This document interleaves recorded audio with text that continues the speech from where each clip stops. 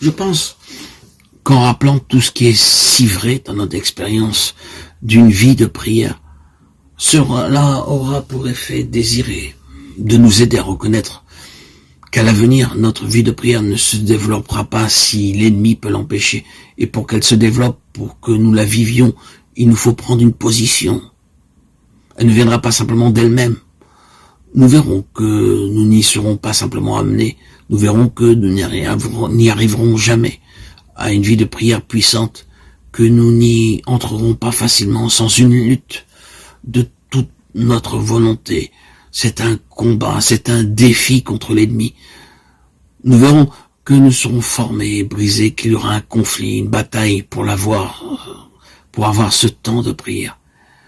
Et que l'ennemi se saisira tout le temps, en permanence, de tout le domaine des choses pour s'y opposer.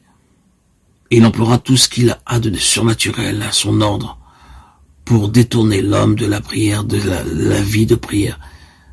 Vous et moi, bien-aimés en Christ, frères et sœurs, devrons lutter pour notre vie de prière. Et plus nous avancerons spirituellement avec le Seigneur, plus nous trouverons qu'il en sera ainsi.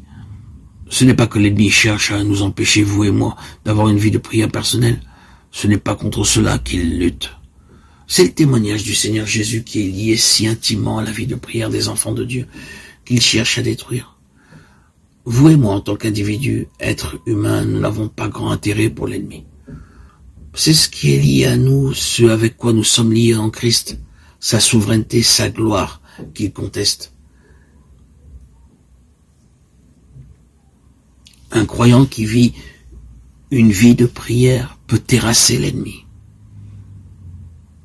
Un croyant impliqué dans la prière effraie l'ennemi. Ne comprenons-nous pas, ne sommes-nous pas frappés très fortement par le fait que cette résistance opposée de la part de l'ennemi contre notre vie de prière implique, et d'ailleurs elle fait plus qu'impliquer, elle déclare et proclame positivement que la gloire et l'honneur du Seigneur sont témoignages, sont avant tout défendus par la prière. La prière est l'arme puissante qui soumet l'ennemi.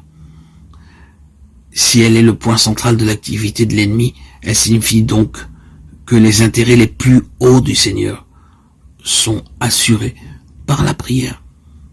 Et cela met la prière à la première place. Cela n'est certainement pas nouveau et cependant, il est bon de souligner encore et toujours cette immense et grande vérité.